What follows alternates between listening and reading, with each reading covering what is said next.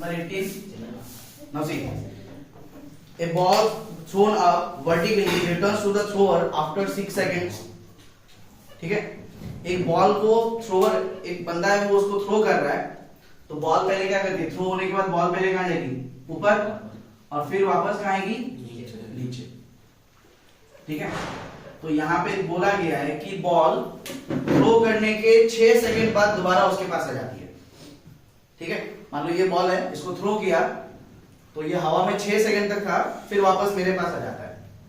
तो उसने आपको बताया था कि ऊपर जाने में कितना टाइम लगता है, उसको क्या कहते हैं, टाइम ऑफ एसेंट। ऊपर जाने में कितना टाइम लगेगा, और नीचे आने में कितना टाइम लगेगा, उसको क्या कहते हैं, टाइम ऑफ डिसेंट।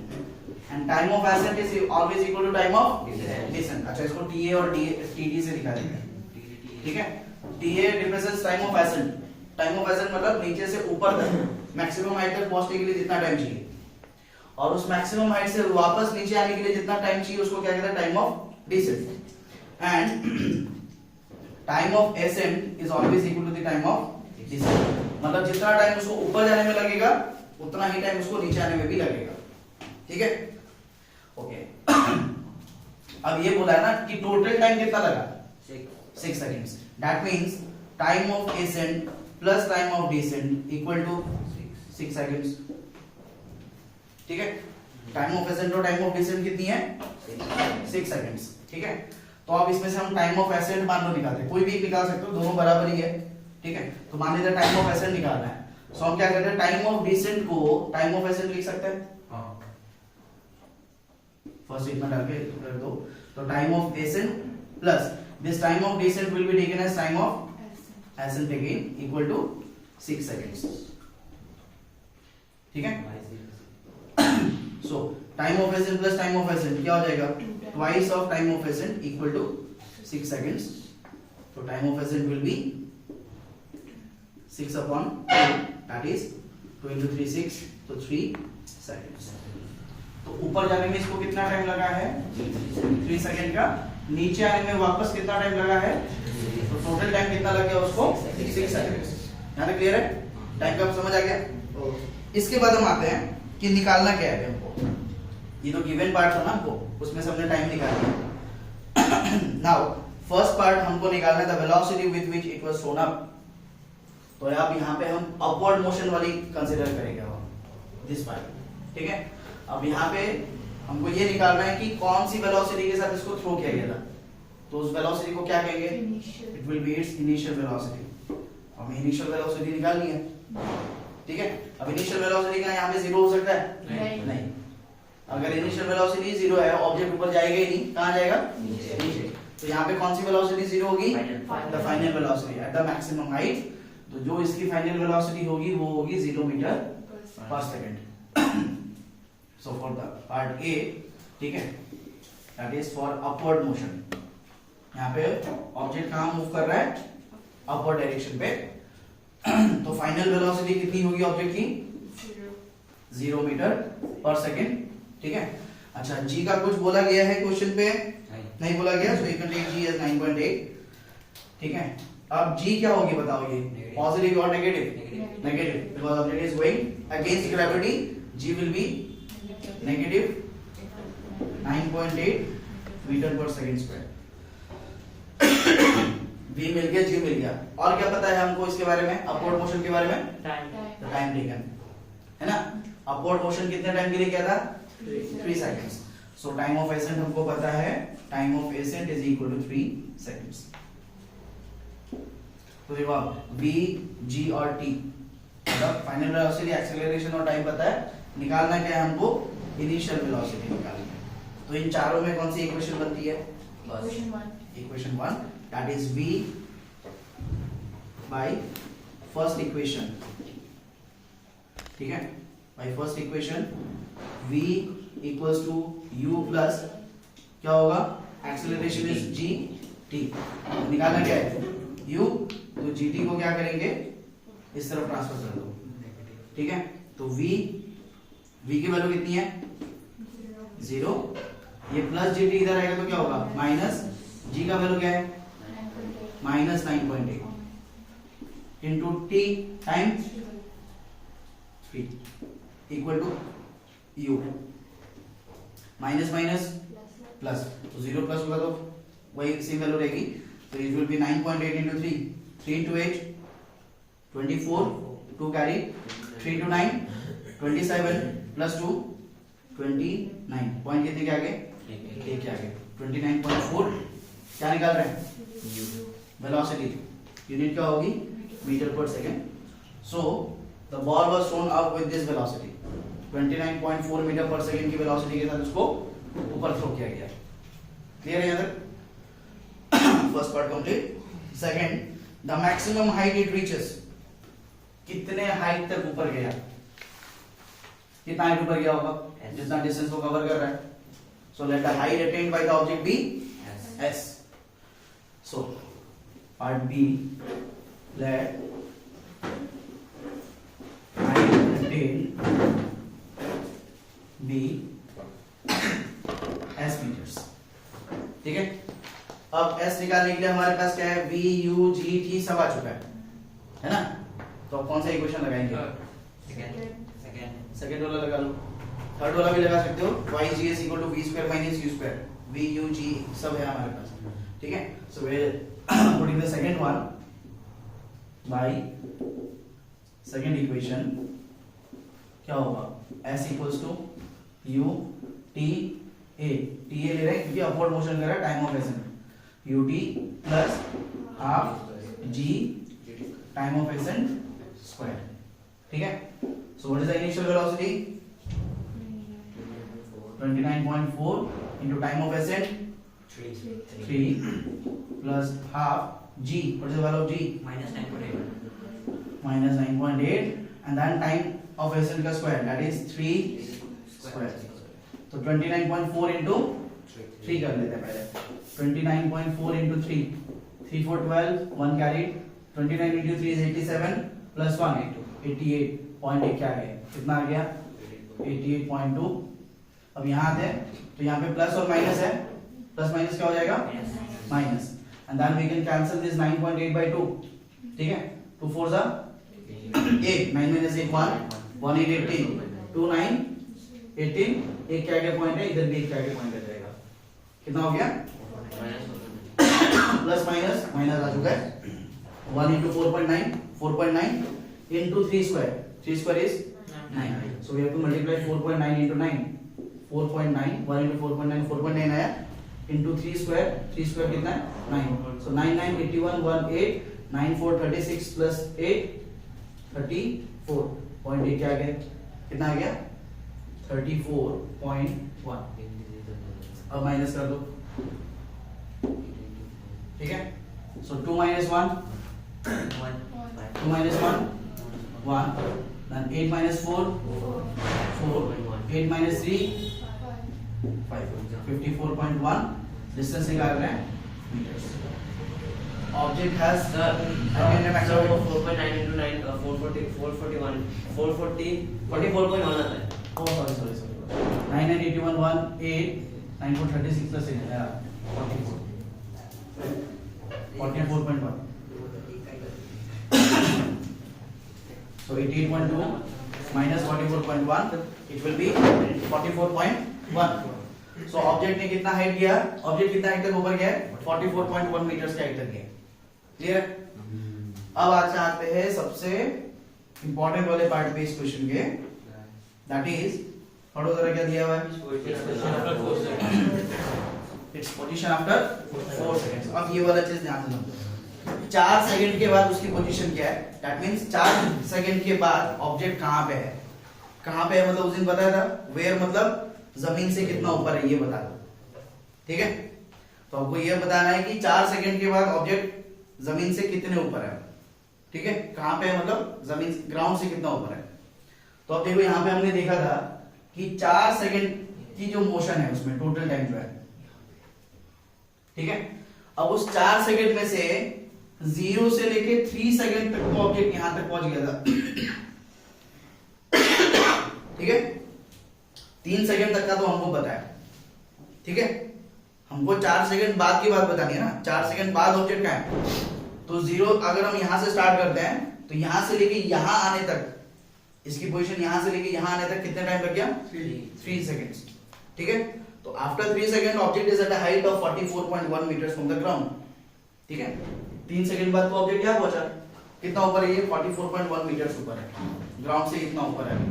फिर हमको 3 सेकंड के बाद नहीं, हमको 4 सेकंड, चौथे सेकंड में ऑब्जेक्ट क्या वो बताना है। तो 3 सेकंड वाला भूल जाओ। अब यहाँ पे स्टार्ट होगा कहां से?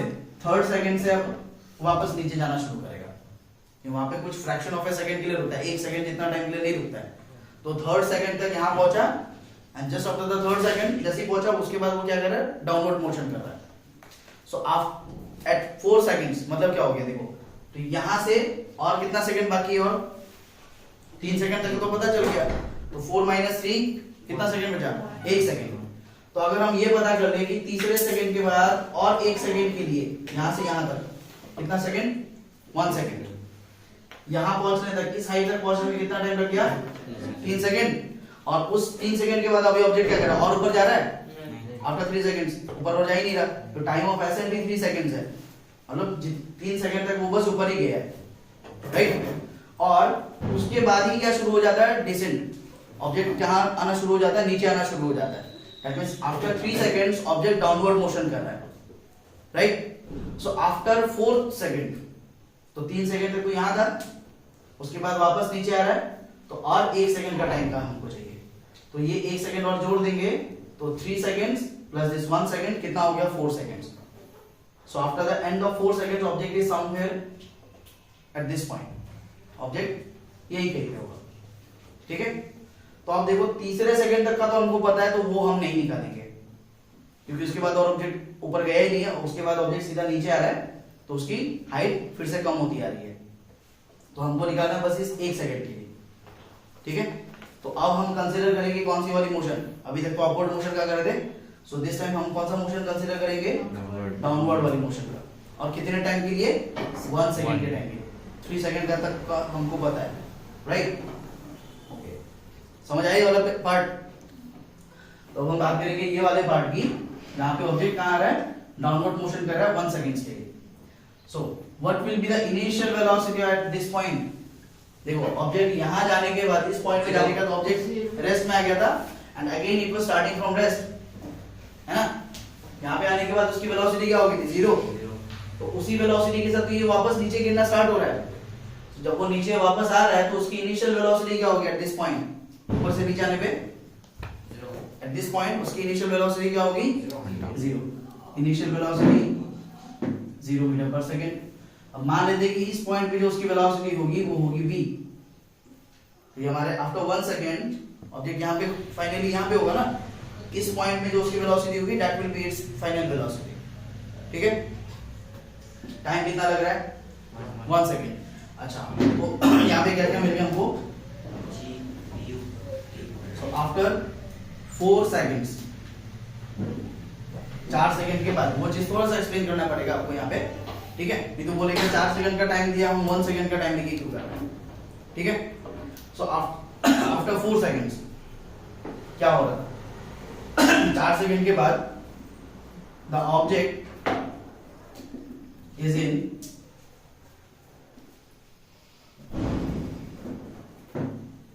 डाउनवर्ड मोशन फॉर 1 सेकंड, है ना। कैसे पता चला? वो भी 4 सेकंड का टोटल टाइम है, उसमें से 3 सेकंड उसको लग गए ऊपर जाने तक, मैक्सिमम हाइट तक पहुंचने तक कितना टाइम लग गया? टोटल टाइम हमारे को 4 सेकंड दिया हुआ है। 3rd सेकंड तक तो यहाँ पहुंच चुका था, और उसके बाद ऑब्जेक्ट नीचे आ रहा था, तो 4 सेकंड होने तक वो सिर्फ 1 सेकंड के लिए नीचे गिरा है, राइट। तो 3 सेकंड ऊपर जाने के और 1 सेकंड नीचे आने के, 4 सेकंड हुए। तो वही चीज यहाँ पे एक्सप्लेन की है दैट आफ्टर 4 सेकंड्स, 4 सेकंड के बाद ऑब्जेक्ट क्या कर रहा होगा? तो object is in downward motion. Object अब और ऊपर नहीं जा रहा, 4 सेकंड, 3 सेकंड तक ऊपर गया था, और 4थे सेकंड में क्या होगा? वापस नीचे गिर रहा था, right. So it is in downward motion for 1 second. तो ये 1 सेकंड का टाइम कैसे पता चला? टोटल 4 सेकंड है, ऊपर जाने का टाइम हटा दो, ठीक है। ऊपर जाने वाला छोड़ दिया, तो कितना छोड़ दिया? 3 सेकंड छोड़ दिया, ऊपर जाने में 3 सेकंड लगा था। उसके बाद वो 1 सेकंड के लिए डाउनवर्ड मोशन कर रहा है, उसी से हमको टाइम मिल गया 1 सेकंड का। So time taken will be, in this case now, time will be 1 second.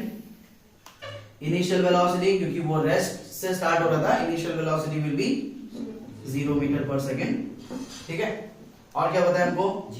Ji. Object जब नीचे आ रहा है तो उसमें लगने वाली जी कितनी होगी? Plus 9.8 metre per second square. And ये चीज भी याद रखना, सेम क्वेश्चन पे आप जी की अलग अलग वैल्यूज मत ले लेना। जैसे यहाँ पे मैंने जी की वैल्यू पहले क्या ले ली थी? 9.8 ली थी, तो यहाँ पे अगर मैं 10 ले लूंगा तो गलत हो जाएगा। फिर आई बात समझ में? थ्रू आउट द क्वेश्चन आपको वैल्यू सेम ही रखनी है। अगर आप जी यूज कर रहे हो जी की वैल्यू 10 यूज कर रहे हो, थ्रू आउट द क्वेश्चन आप हर जगह में जी का वैल्यू 10 लो।